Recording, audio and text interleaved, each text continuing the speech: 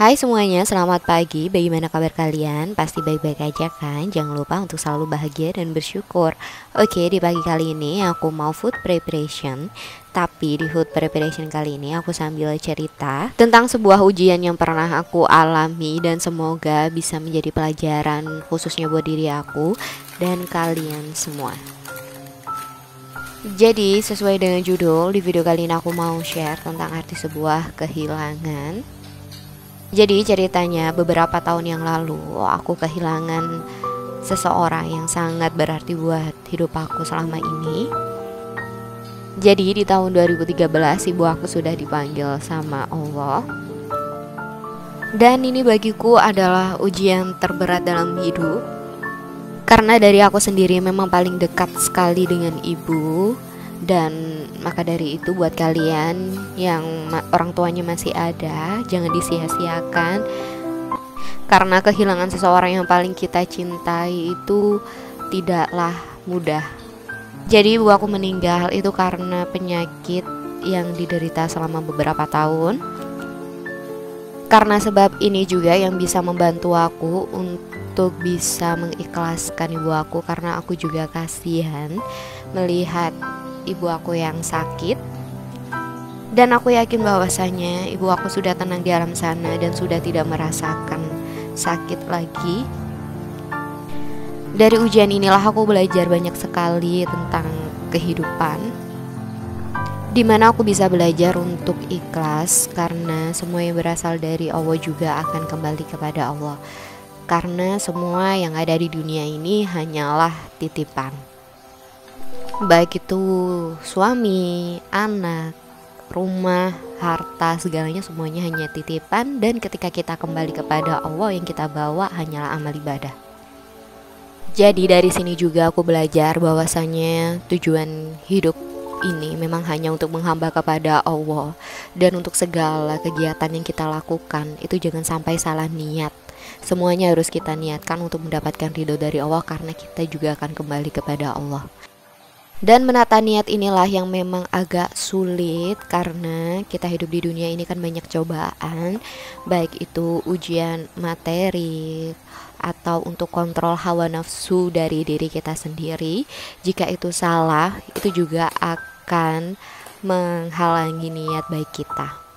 Seperti contohnya ketika kita mencari nafkah, kemudian niat kita salah, niat kita bukan kita niatkan untuk beribadah, itu juga pasti akan berefek kepada pekerjaan kita juga.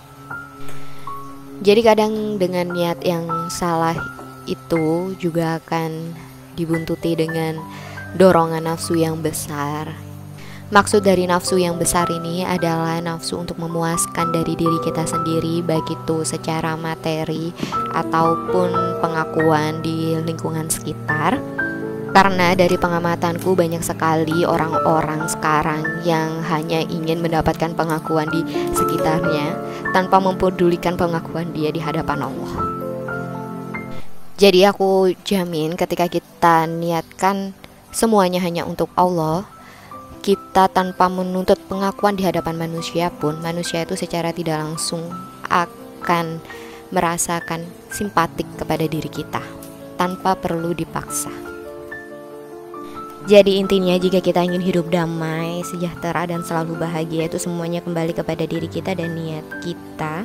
Ketika kita tahu hakikat hidup kita di dunia ini untuk apa, semuanya pasti akan berakhir dengan indah.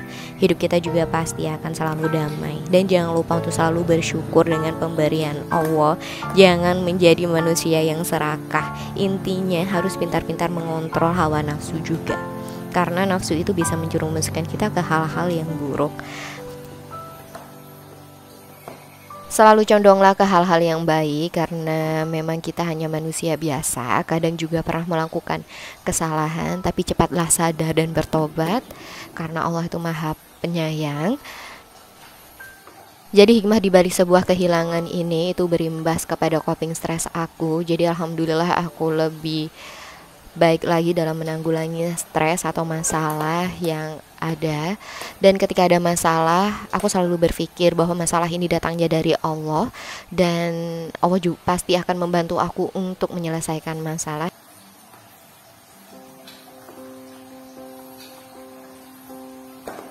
Buat kalian semua tetap semangat ya dalam menjalani kehidupan ini. Tetaplah memberikan atau menebarkan hal-hal positif di lingkungan kita. Ingat, kita tuh tidak tahu umur kita sampai kapan, dan kapan kita juga akan dipanggil sama Allah. Dan semuanya pasti akan berharap ketika kita meninggal itu dalam keadaan baik, dalam keadaan husnul khotimah.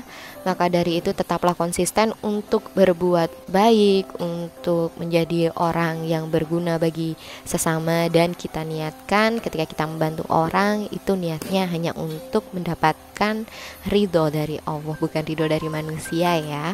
Karena manusia itu juga makhluk Allah, dan ketika kita juga mendapatkan masalah, itu kita meminta pertolongan juga kepada Allah, bukan kepada manusia, karena masalah itu juga datangnya dari Allah.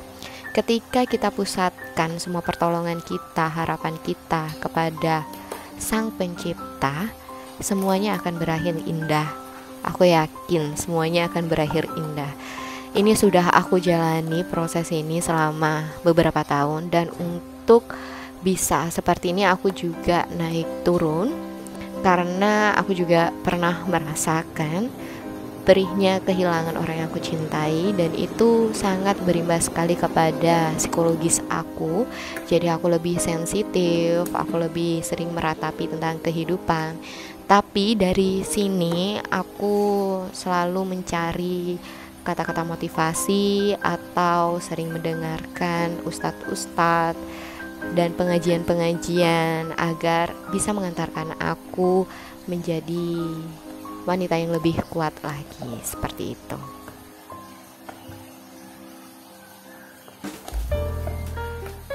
Oke, sekian dulu video dari aku, semoga bermanfaat, dan buat kalian jangan lupa untuk selalu bersyukur dan bahagia ya. Oke, see you next video.